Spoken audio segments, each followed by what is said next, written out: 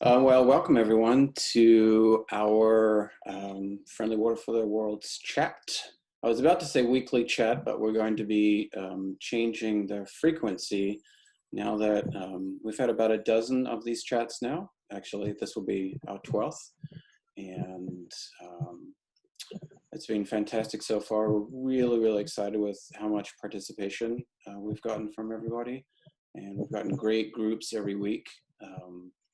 And we're going to, as everyone's kind of in the middle of transitioning a bit to a slightly more normal life, as much as we can have, we'll be transitioning the frequency of the chats as well.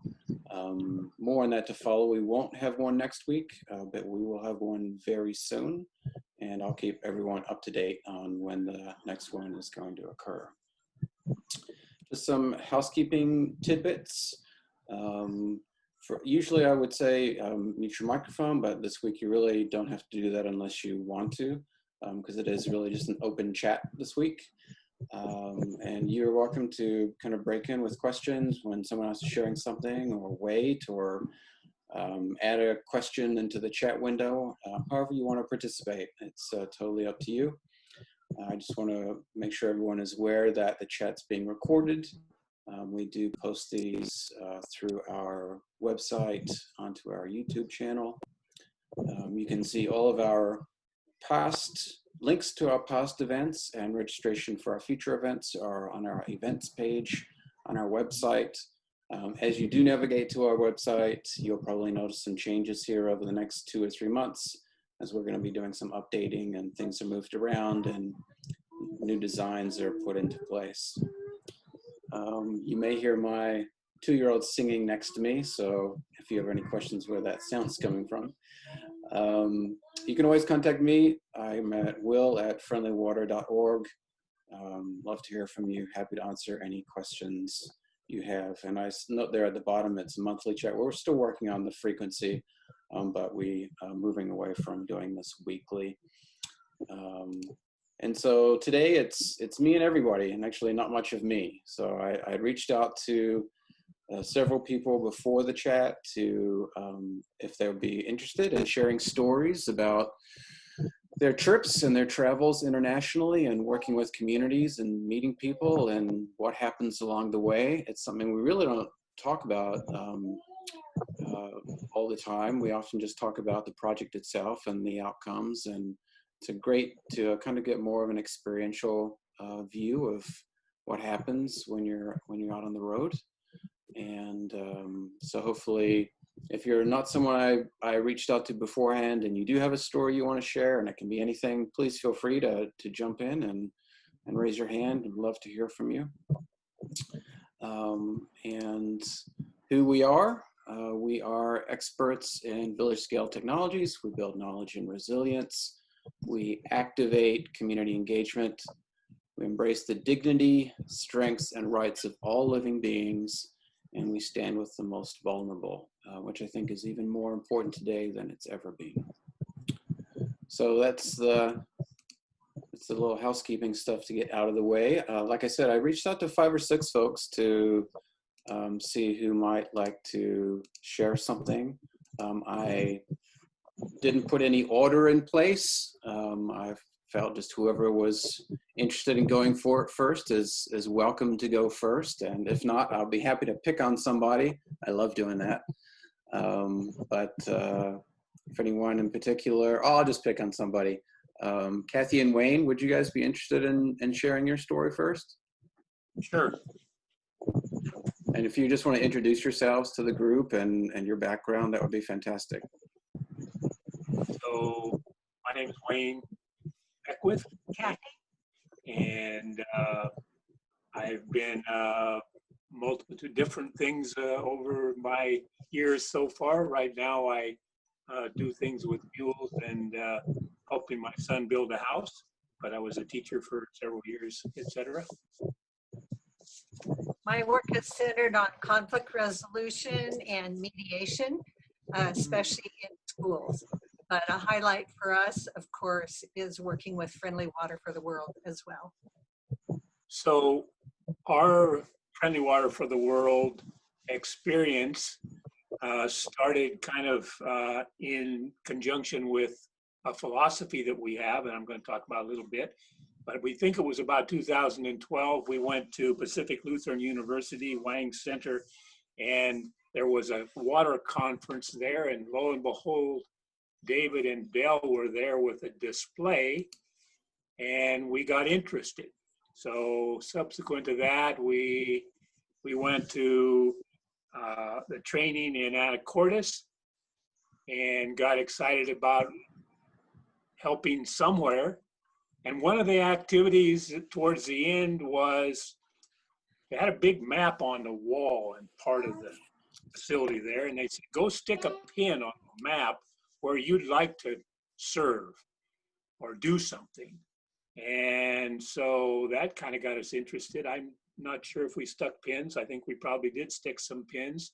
But in that process, there was a couple there, Dell and Suzanne Livingston, who had been to Africa several times.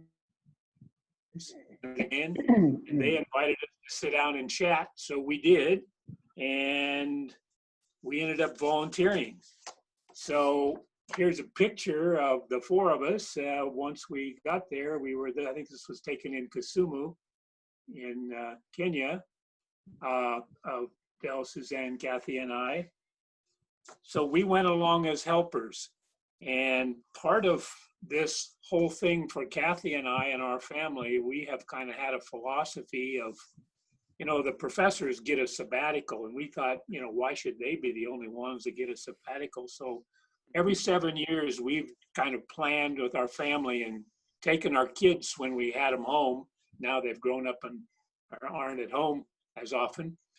So we headed out on that 7 year. Every 7 years, we would do something and wanted to have something that kind of fit in with our basic idea of, you know, doing something, not just going as tourists, but getting involved in a helping kind of way, knowing that when we got involved, we'd probably end up getting more than we ever gave, which turns out to be the case most of the time. But that's kind of how we got into it. Suzanne and Dell said, yes, come with us to Africa.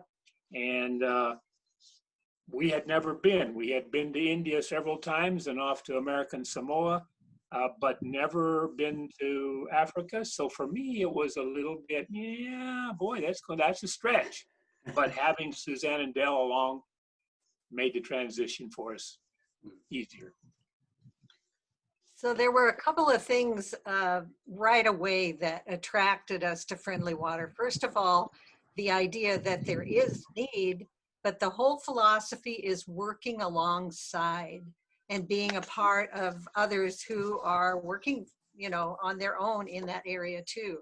So this was what we saw when we got there. And yes, this guy was filling his water bottle from the, what I would call a mud puddle. You know, so there, and he was so anxious for clean water. And this was a school that we visited, and that, you know, the rain barrel was their supply of water too. But what we found out was the marvelous networking that Dell and Suzanne had already done, establishing a pre-training group of people that met with us, and we planned the training together with them. One of those was Richard Kambadi from Nitiana, and I think he stayed active with Friendly Water. Such an inspiration to be with Richard, and so much fun. And the trainings were things that we sat down and worked on together. So it really felt like a working together with, and you know, we were there washing sand right along with everyone else, and they included us, and it felt like a great project. And this is a picture that was just a funny memory for me. Part of it was having people teach part of the lesson themselves. And Samuel was up telling about how this all works and said, I know it's absolutely true because that's what I was just told. And then he winks at us. So their humor and being a part of that community was wonderful. The other part is feeling real inspiration, I think. And one of those things was we were scared. People were telling us, you're going at election time to Nairobi? That is ridiculous. You know, what for? And our daughter from PLU knew friends who knew friends in Nairobi. And they made connections with their friends who said, yes, we've received hospitality. We will certainly welcome you in.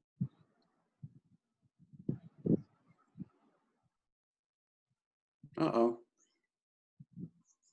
He froze up. Yep, we'll give them a second. I'm sure they'll pop back on.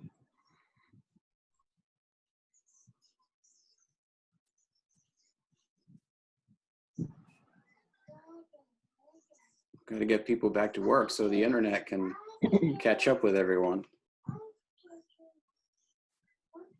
I'll give them just another second here. The bandwidth is a challenge sometimes, isn't it? So. It is. Hello, Paul. Hi, David. Oh, Paul has Hi, joined us. Paul. You got in. There you Hi, are. Wayne. Well, that's frustrating.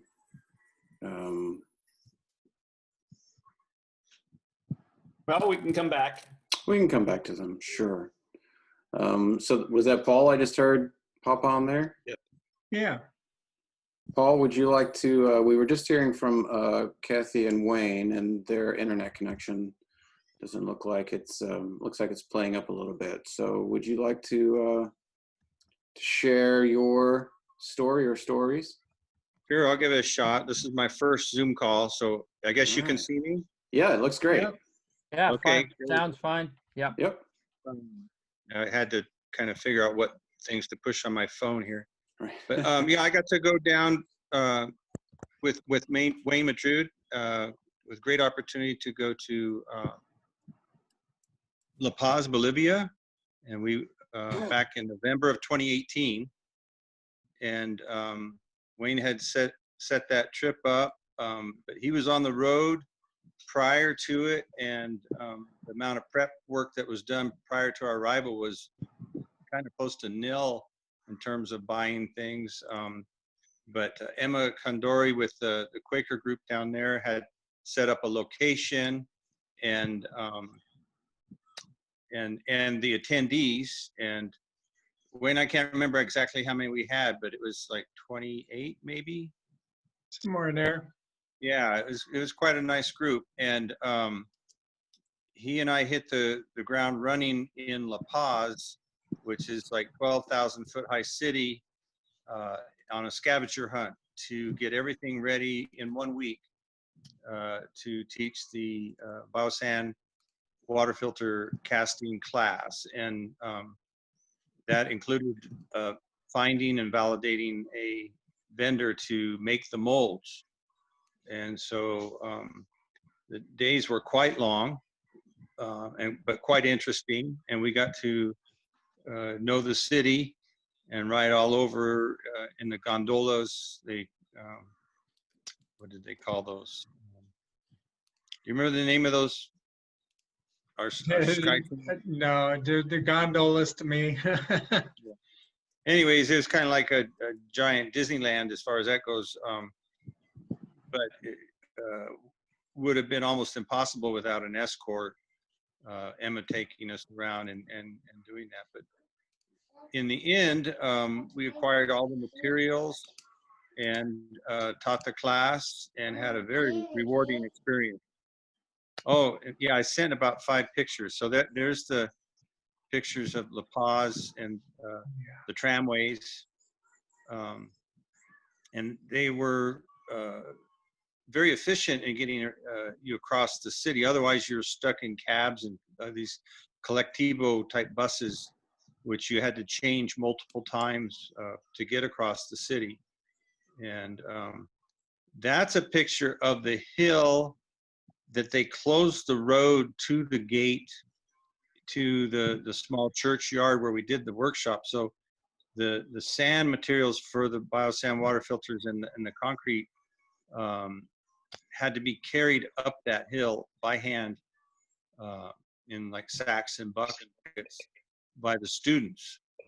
So as in any class, I guess you're hit with unanticipated obstacles, and that's one of them. Wayne and I had gone there and looked at the courtyard and looked, oh, this is great. And then like the day of the class, they torn up the road overnight. So, but with many hands, we made light work and punted. And yeah, that picture is the participants.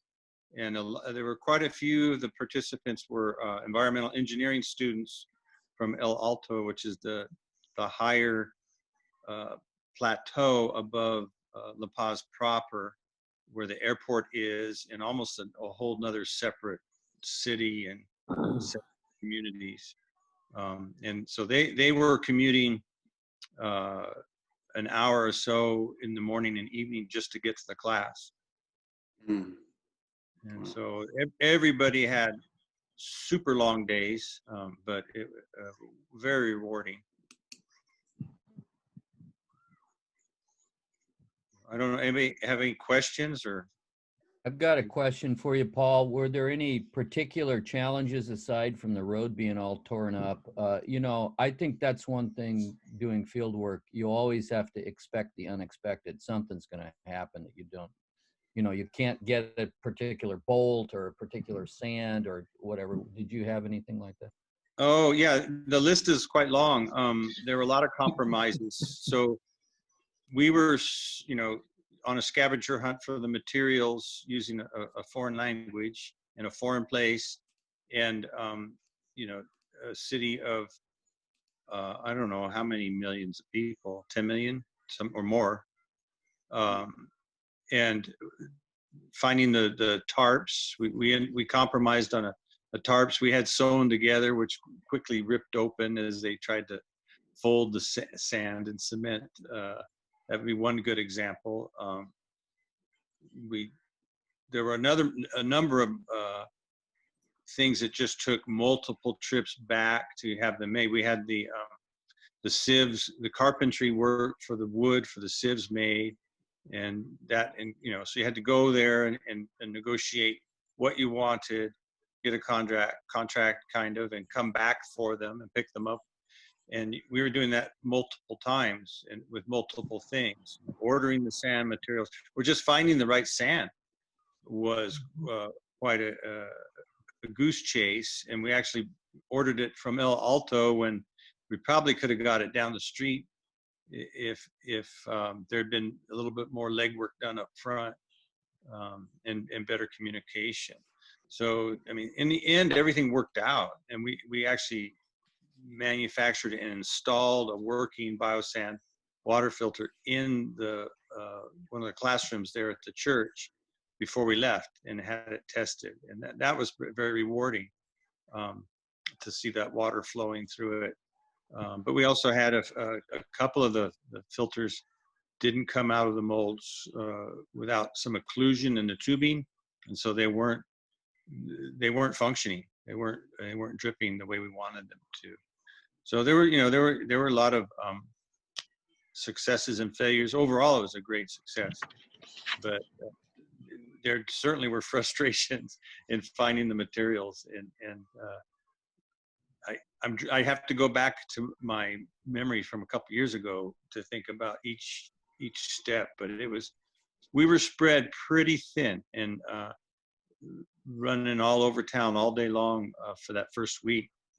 I think one of the things I would point out was money was an issue with ATMs and things, and I had luckily loaded up on Bolivianos from my bank in Tucson, which came in kind of handy, and we spent that buying materials like the steel for the molds and some other things along the way, and it kind of came in handy because we could only get so much money out of ATMs, and they weren't on every corner. So would you agree, Wayne? That kind of, it was one of those things. And then when we did go to the bank, it was a very long wait, and it was very problematic. Yeah, so I think that's one thing I'll put in my memory was, to have a little bit with you for anticipation of the project, and we did. So then we used it, and it came in handy. And then I guess the other part would be, I think, just the importance of the preparation work with the person on the ground, and trying to verify that they have done some of the things that are needed, like finding the welder ahead of time and that kind of stuff. We got quite lucky with the welder that we had. He was very professional and conscientious about what we were trying to do, and he managed to knock them out in a small shop, which is half of it was on the street. So I didn't put any pictures of that in. I was trying to limit the photos, but we have some pretty good photos of the welding shop too. I'd like to see those if you wouldn't mind sending them to me sometime. Actually, you should have all of them. When we got back, I sent all of my photos in a shared file through Google Photos or whatever. Okay, I'll check it out. After the call, if you don't find them there, let me know, and I'll try and redo all that. Okay. So it sounds like patience and communication are kind of really important features. Yeah, and I don't know about this word, but just faith that everything's going to work out. You know, you just have to kind of trust that you're going to get everything worked out, and it does. But in the interim, there's a certain amount of energy and frustration in trying to get everything in that 1 week, because everything it seemed like almost everything was not immediate. You know, we could buy some purchases here, but there wouldn't be enough of one thing. You have to go somewhere else, or you find, oh, you can't get that here, they're closed today. Oh, and we had holidays too. We were there during the Day of the Dead celebrations. So there were some unanticipated closures of vendors and that kind of thing. And in fact, we were able to get around a little easier because of the holidays. There weren't as many people on the tramways. So that kind of worked both ways. So there were less people open, but there were less people on the streets, so we could get around a little better. But boy, all in all, what a rewarding experience. And I don't know, have you heard anything from them recently, Wayne? I have not. No. I know they struggled there for a while and made a few filters, but I have not gotten any responses to communications in quite some time now. That'd be the one thing I'd like to learn more about as an organization, how we could maybe have a little more structure to our follow-up. Well, we've changed the format of what we're doing, and we're going to a full-blown community engagement. First a survey, then a community engagement process that's 2 or 3 days where trainees will be interviewed and selected by either our programs manager in Africa or a third-party organization. So we've completely changed the way we're doing our work now. Right. Is that specific to Africa? Pardon? Is that specific to Africa? No. Okay. No. Yeah. It's we're doing this all over, and in addition to that, we are selecting one of the trainees as a coach who will provide us with bi-weekly or monthly reports, who can communicate with us on any concerns, either technically, logistically, financially, so that we can coach the teams that we have trained through so that our success rate and efficacy is higher. Would Emma have been was she equivalent to a coach in that? She in could that have area? been, yeah. The other guy, what was his name? Raul? Anyway, he would have been a little bit better technology oriented. We kind of found out about his skills toward the end of the training. Oh, wow, if he'd have accompanied us in the beginning, he knew what tools were and where to get them, and it would have been easier. But anytime one of us is going over from the States, it is always a challenge. And I've done this now in Burundi, Liberia, India, Bolivia, Mexico, and it's stressful. It's challenging. It's exciting. It's probably one of the most things that make me feel alive, and I really enjoy doing it. But yeah, stress levels are high, and in the end, we hope we can do some good in the world, and I like to go back to these places and follow up and see what can be done or what has been done. Right. Can I ask a question of the group as far as, have you had any more interaction with Liga recently? Yeah. Yes, they're actually inquiring about some work with a Rotary grant in Tijuana right now. Oh, excellent. Yeah. Okay.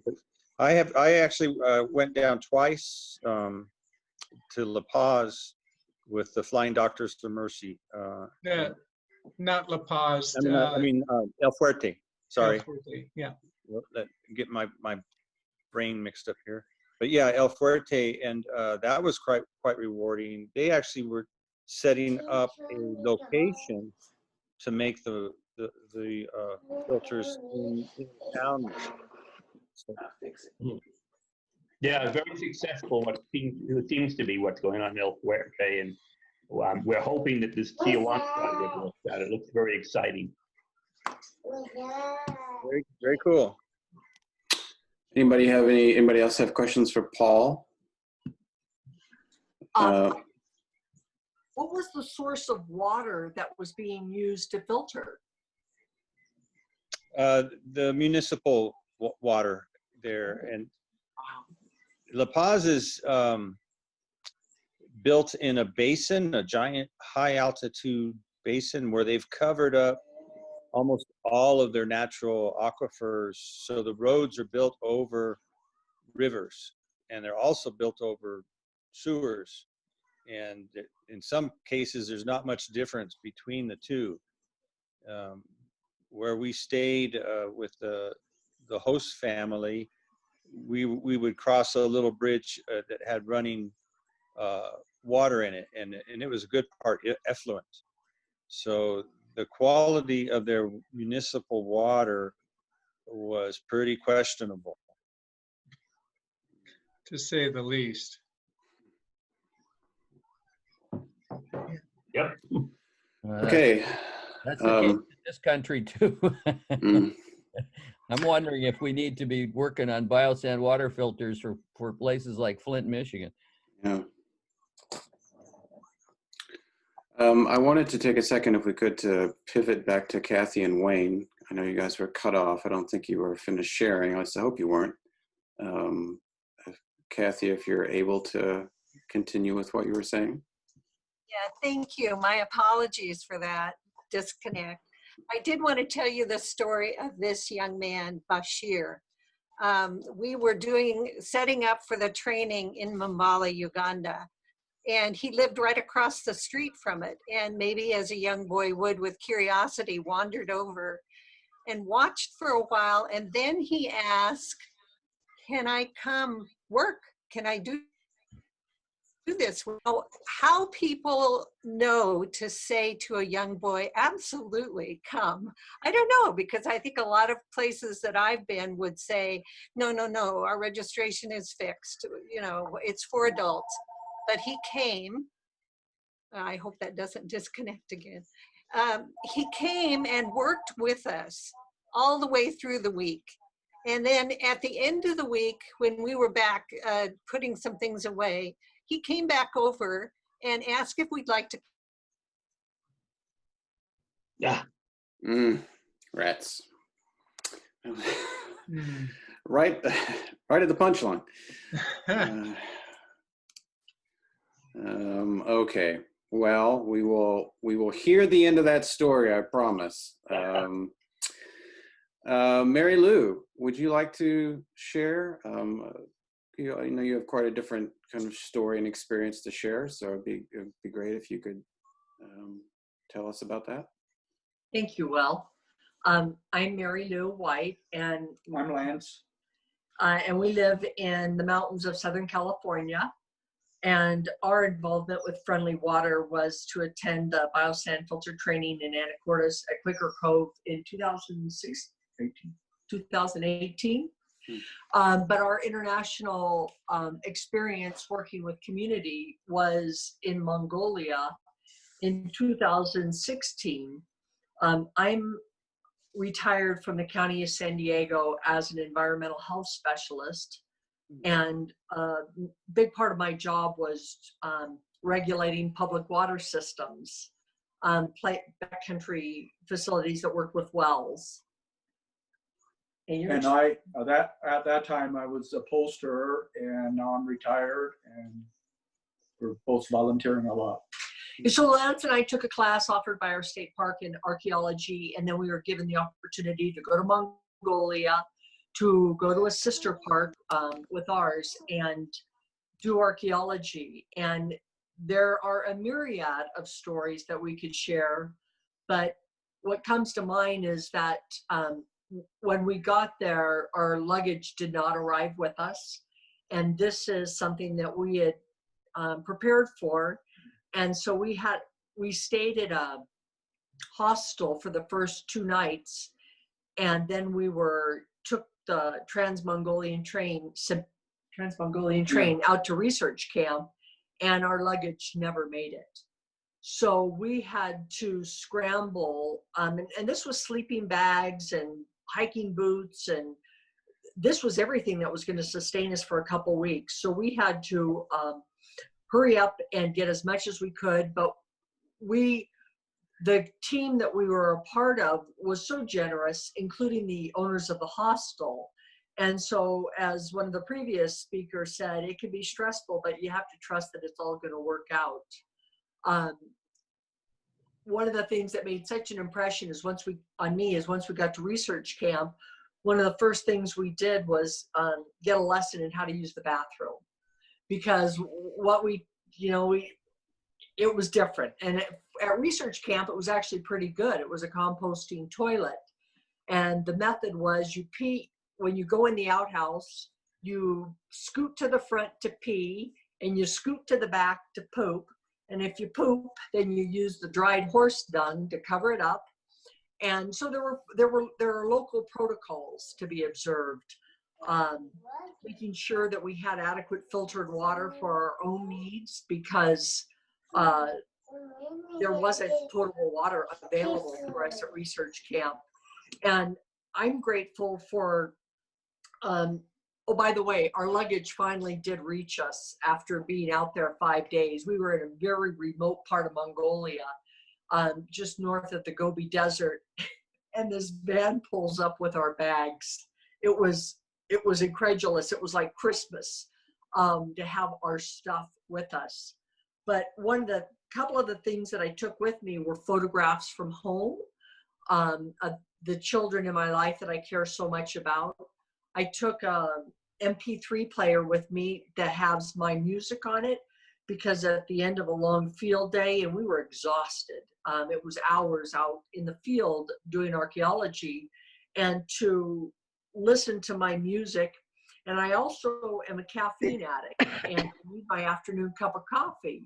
And I had taken some caffeine gels with me so that after lunch I could have my caffeine fix. So I think international travel is about managing the stress, embracing what's happening, but being prepared as best as you can with those few things that are portable that will bring me so much joy, that connects me to home, but also allows me to fully engage in the local culture. Adapt to things.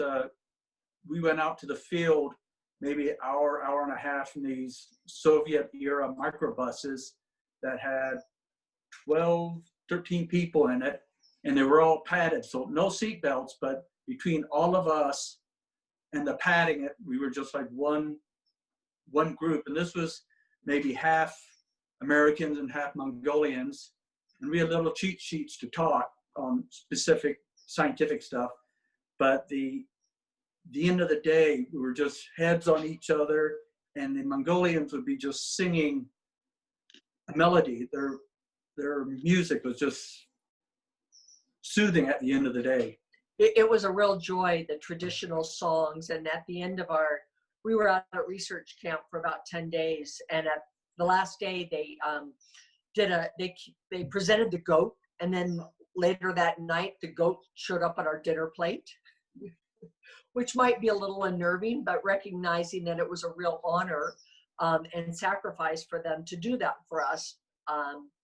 So just the opportunity to work alongside the Mongolians and how much we have in common as opposed to how dissimilar we were. It was a fantastic experience, but staying flexible and like the speaker said, trusting that it's all going to work out. It was an incredible experience. So that those are our stories. Just a few of them. There's many, but yeah. Does anybody have any specific questions about that? Mary Lou, did someone give you some tips on what to bring, or those are just your brilliant ideas? People, the expedition to Mongolia had been happening for a few years, and so there were a few things suggested, but it was our team leader just said, think of things that are important to you. And then we compiled the list and we shared it for those that went after us. The chocolate was fantastic. I mean, some of the foods were kind of scary. They were really scary and lack of refrigeration. So canned potted meat on the counter all day from Bulgaria, but it's, their trading partners are all the eastern part of the world there. So some of it we just, I knew caffeine was important to me. So, that I don't travel anywhere without making sure I've got access to an afternoon cup of coffee or something similar. But so anyway, previous attendees had given us some clues, but we were also personally resourceful just based on our own, we know what's important to us and what would help. How was the goat? And we were going without electricity, so we have solar panels, and that was part of our problem why our luggage got delayed, is it got stopped in Beijing because we had lithium-ion batteries in our packed luggage, and but they held both of our bags even though only one of us had it. But yeah, so that was a lesson learned. Yeah, it was a hard lesson, but it worked out. And we were also there during Earth Day, where the streets were closed to traffic. This is in the capital, Ulaanbaatar, before we left for research camp. And that was a fabulous opportunity because the traffic was scary. Even on the sidewalk, you had to be careful that a car didn't hit you. It was kind of a free-for-all on the driving scene. But, you use good common sense, and it was fantastic. That's awesome. What a great story. Does anybody else have questions or comments for Mary Lou and Lance? I have one. Could you have had the lithium-ion batteries in your hand carry, or Yes. was it that would have been okay? Yeah, that works. Thank you. I've had that experience too. Hi, Wayne. Yeah. Yeah, getting caught in Bangalore airport and security and being shuffled away, and yeah, not a lot of fun. We were able to go down in the bowels of the airport. They wanted to check our bags. And one of the funnest things was seeing their German Shepherd on the conveyor belt when there wasn't bags, more or less exercising, just walking and letting it lie back, walking. And I wanted a photograph, and they, no. No, the Chinese police, no photographs. But that was me. Would love to see some pictures from you guys. It sounds really evocative what you're telling us, and it would be wonderful if we could have in Friendly Water somewhere a site for field work photographs. Yeah, it's a great idea. Okay, Kathy and Wayne, can you hear us? Have to hear the end of your story. There's a lot of buildup now. Thank you. I don't know what's happening with our internet, but anyway, so back to Bashir. He did collect these things, and he was just such an inspiration. When we were getting ready to send Friendly Water back in Olympia was getting ready for a meeting, and they got word to Dell and Suzanne, anything you want to share with us about what's been going on. We sent this picture of Bashir and told a little bit about it. Ron and Beth's story, shared the word there. Money was raised immediately to get Bashir's family a water filter. And so that little boy who had just seen what was going on came and showed his interest and said, let me work, and I'm going to do this. I don't know how, has that water filter for his family. And that was an inspiration to us to just remember to be inclusive and not ever underestimate anyone's desire and commitment, and see what can happen when the effort is shared. Mm-hmm. That's great. Thank you, Kathy. I'm glad you got to finish this. Does anybody have any questions for Kathy? David Blake Willis, do you, we've only got about 10 minutes left. If you want to select something from your treasure, I'm sure your treasure trove of stories that you could share. Yeah, it's as many of you who know me know, I take many pictures. So we have some pictures from a training that we did in India a couple of years ago with Wayne, and Lidwin is here with us too, I see, although you keep being called Obid for some reason, Lidwin, on your name on the Zoom. And David, I think you were there for part of it also. So I'll just share for a few minutes. I've got another call after one that I have to be on, but let me just, if I can share my screen, if you can make me a co-host, Will. And yep. Then, 1 second. And I'll just talk about the beginning of training that we did in South India at a place called Gandhigram, and just go over some of these. We had a 5-day training. This is what it's like early in the morning there. And the place that we have the training is called the Workers' Home. It was built by Gandhi and Sarvodaya workers in the late 1940s by hand. And it's a very almost sacred place. Many trainings have been held there of many different kinds. So you can see Wayne here is already on the first day. How many people did we? I think we had 40 people, right, Wayne, for that one? I don't think there were that many. Probably 20 or 25. Right. I think the largest one I did was with the women, and I think there were 39 a few months They were after about this 35. 35. 35 members were, yeah. 35 at this training. Okay. And as you can see, here's Wayne, and then myself there, and Lidwin's over here. Language is always an interesting question when you're doing a different kinds of training. So for example, we've got our writing on the blackboard, interesting blackboard, right? And Lidwin's explaining it then in Tamil, the South Indian language, for what we have here. Yeah. And Lidwin, Wayne, do you have any comments about the beginning of the training? Yeah, it was a mixed group of different NGOs representatives, and it is different from the women's team we had. So it was good. And in the beginning, the people were a little reluctant about the training. Then once they got into the training, they were very much interested, and they really got involved in the training. Yeah.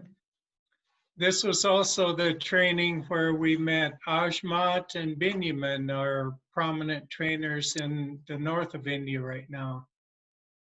Yeah, that's right. We did have Hindi speakers there too, didn't we? So Yep. Lots of different languages at work here. But of course, much of it is like you're seeing here in the little video clip, is action, doing the work.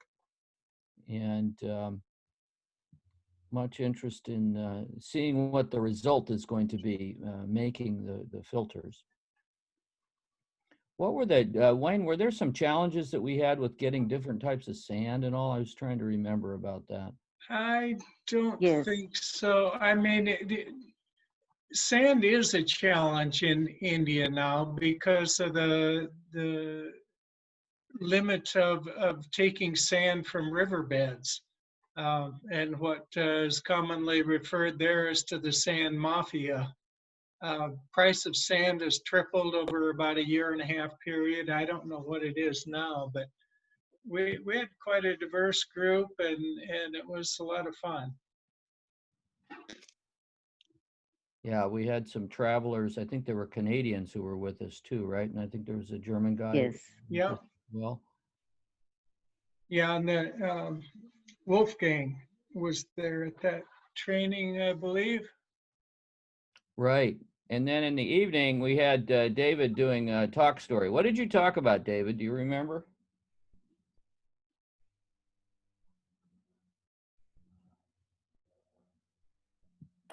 I was saying I don't have a clue. I have so many stories, you know, you wind me up and I go.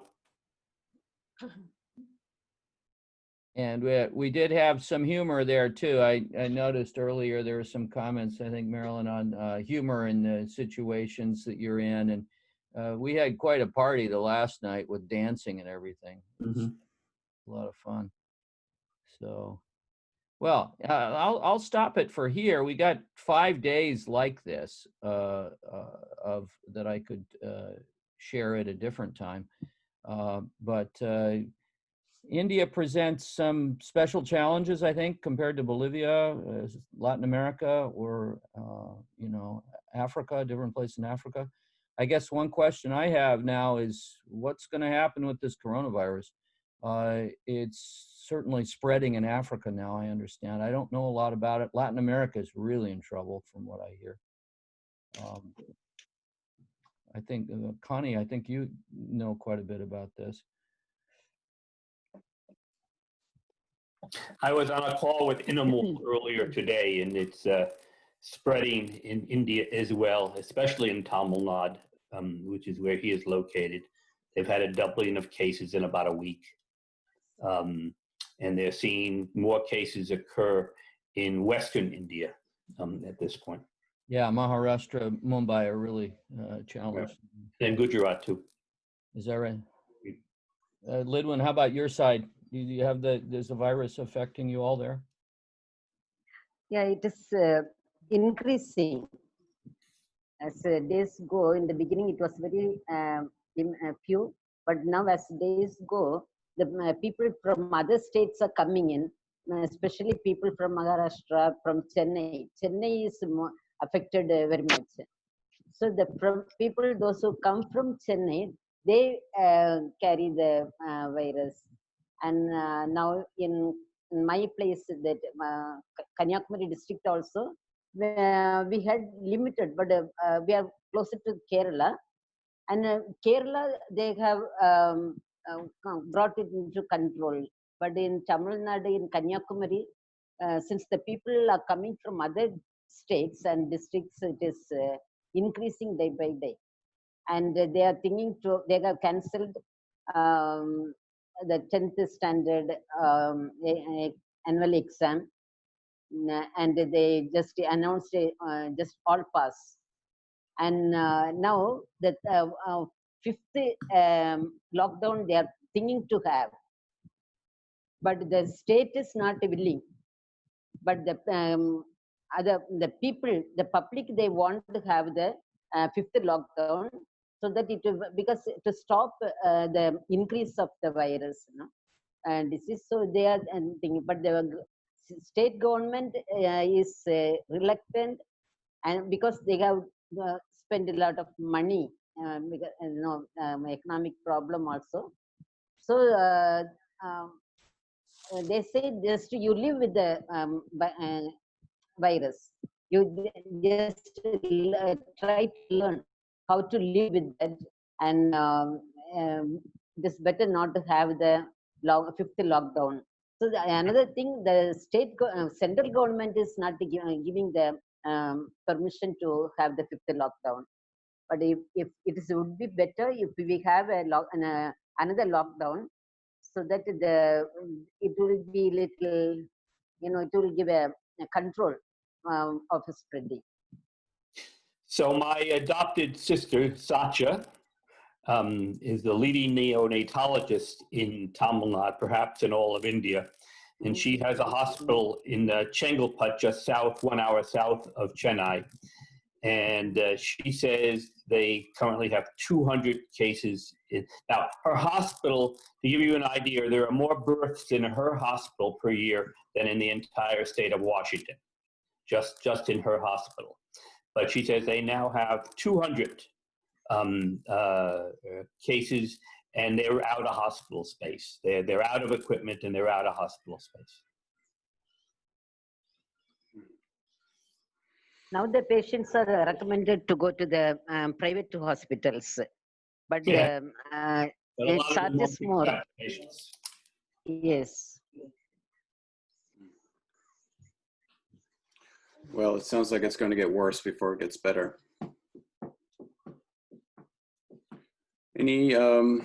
Well, thank you, David. I really appreciate David and Sure. David. And Happy to continue later. Wayne and David Lewin and I we have a lot of things we could talk about. Some other yeah, travel stories with Wayne, as he well knows. Yeah, I'd love to have just. It'd be great to just have a whole chat for that.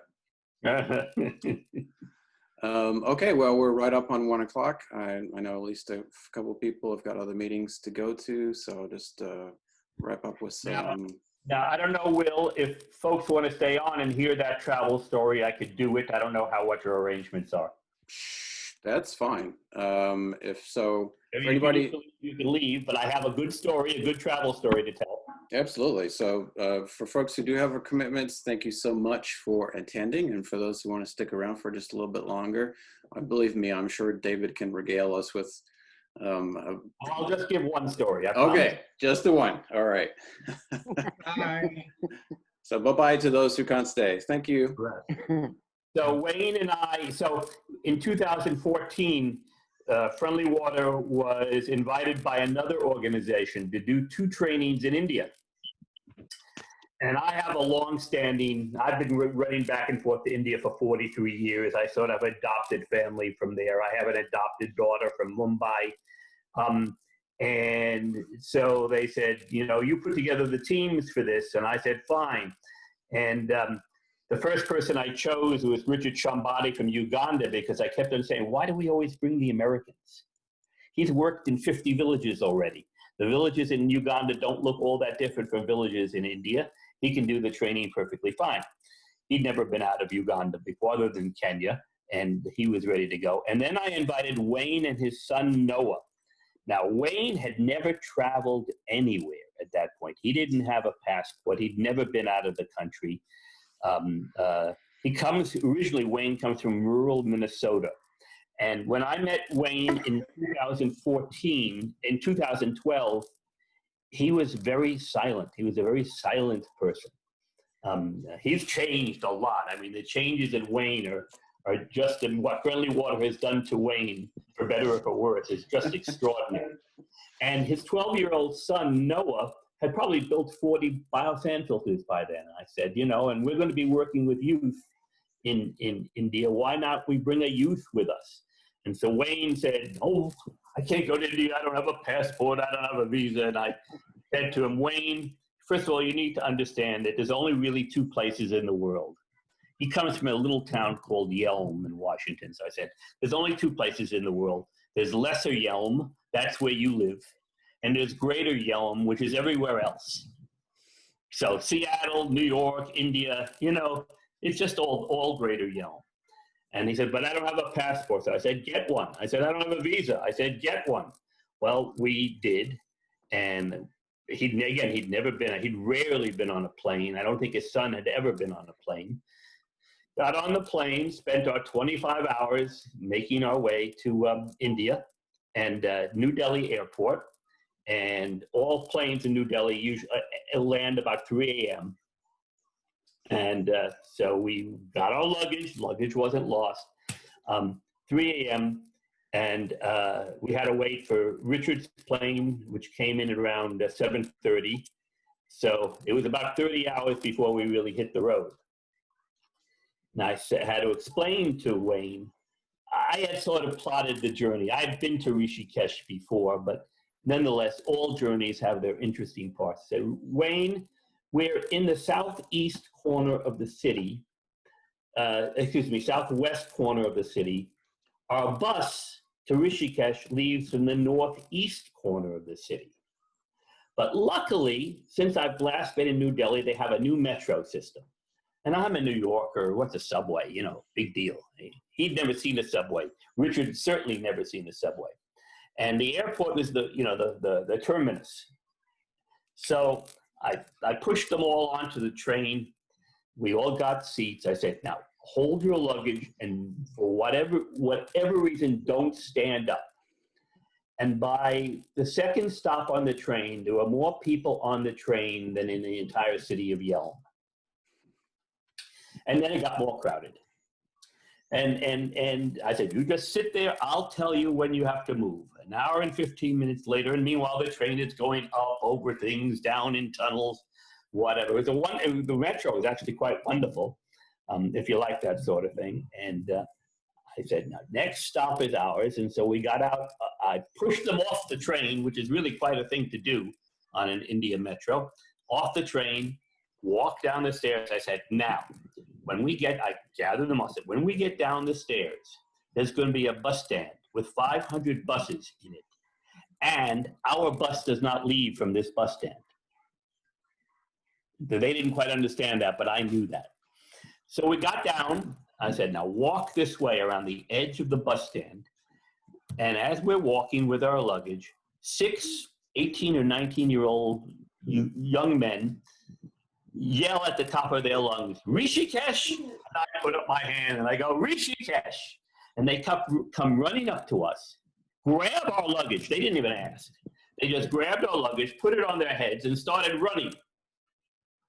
running down the side of the bus stand. We're running next to them and running another quarter mile and then up an overpass. And I'm puffing up the stairs of the overpass, over the overpass, down the other side of the overpass, and coming to a little highway. And they're still carrying the things on their heads. And they stop, they cross the highway to a highway median. And there's a little man standing there with a sort of a uniform and a little cap, no shoes. And he looks at me and he says, Rishikesh. And I say, Rishikesh. And he's able to explain to me, I have a little bit of Hindi, that it was going to be 500 rupees for all 4 of us. That's about That's about $7. So I fork over the money. He gives me 4 pink tickets. And I say, where's the bus? And he goes, wait. And the kids all say, wait. I took out 300 rupees, about $4, gave them for the kids, for the youth. They were very happy with the amount of money I gave them, but they held our luggage. They stayed with us and said, wait. And about 15 minutes later, a bus comes around, makes a U-turn on the highway, stops in the middle of the road. And the kids all put their arms up in the air and they say, Rishikesh! And one of them pushes us onto the bus. The others throw all of our luggage in the boot of the bus. And we get on the bus and we start our journey north. And the bus goes for about 5.5 hours, and it stops at a what you might call a greasy spoon bus stop. And I warn them certain foods they can eat and certain foods they can't eat, and get back on the bus. Well, we go another 2 hours, and the bus stops at a intersection. Now, the bus driver now knows I'm the leader of the pack. And he looks at me and he says, looks at the bus and he says, Dehradun, points to his left, Rishikesh, me, Dehradun.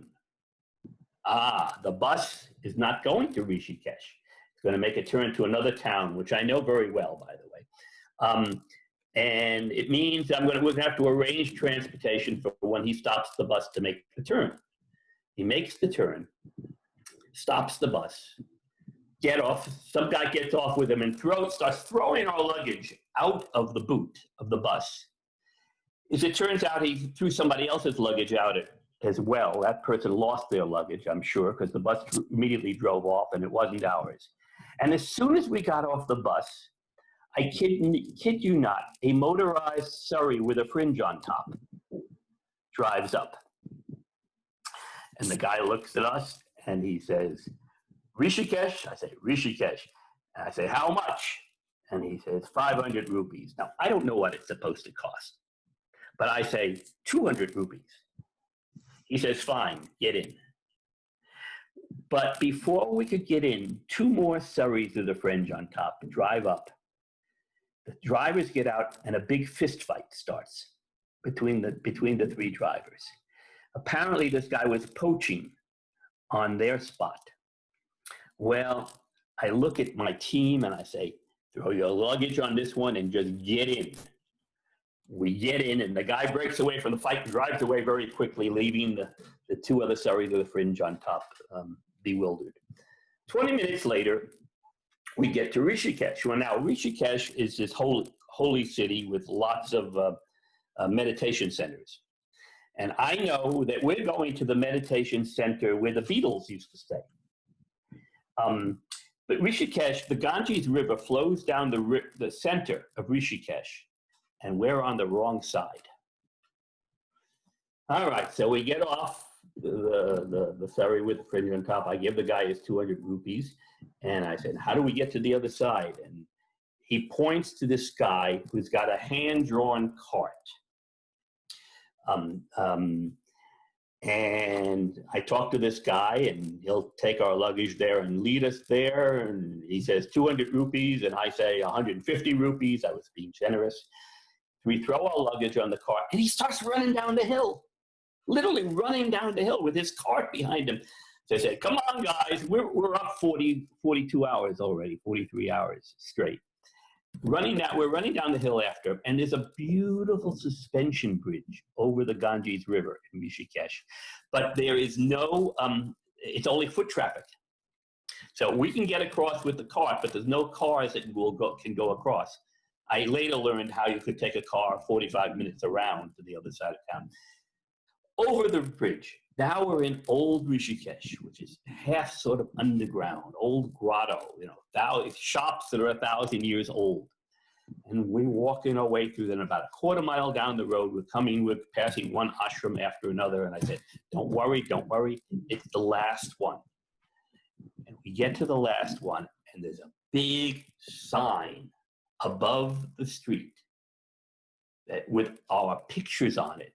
It says, "Welcome, friendly water for the world." And sure enough, that's where we were supposed to go. And we got in, they were all expecting us, et cetera, et cetera. So Wayne asked me, "How did you know that was going to work?" And I said, "I didn't, but I knew we would end up in someplace interesting." That was the beginning of that trip. Since then, Wayne has been on, I think, 11 international trips working. And I still have friends from that Rishikesh trip. And on this call, she's now gone, was Bandana Sharma. I could not, she speaks virtually no English. She understands quite a bit, but she speaks none, from Bihar. And actually, we launched a program in Bihar out of that training, which is strong, because working with destitute women in near the Nepal border in a place called Muzaffarpur. So that's my story, and I'm sticking to it. Wait till you hear Wayne's version of that story. Mm-hmm. All right, everyone. Well, thank you so much. Thank you, David. That was a great story. I appreciate you sharing that. It's really appreciate everyone coming today. Like I said, we won't be meeting next week, but we will be having another Zoom chat very, very soon. We'll definitely do one of these again, because this was, I think, a great success. And it's wonderful hearing other people's stories from around the world. And we covered a lot of ground today, from Africa to Mongolia to Latin America and India. We're all 4 corners of the world. So we can get someone from, if we can get Elizabeth Duke to give us a story from Australasia and someone from Antarctica, we'll be set. So thanks everyone for coming. Like I say in every meeting, really appreciate when you share these chats, whether it's the Facebook post or the email or just someone you happen to know who might be interested. It's really great that we can spread the word, and we're going to start hopefully engaging more folks and advertising this a little more so we can reach more people and also get more of our supporters to come on and with a greater kind of range of topics that might interest more people. And as always, we really appreciate the support, especially if you're interested in becoming a sustaining donor. That monthly donation really helps us, lets us help get more certainty and plan for the future. And in these uncertain times, that really helps a lot. So I wish everyone a wonderful weekend and a wonderful next week, and look forward to seeing you all again. Thanks very much, everyone. Thank you so much, everyone. Bye. Bye-bye. Bye-bye.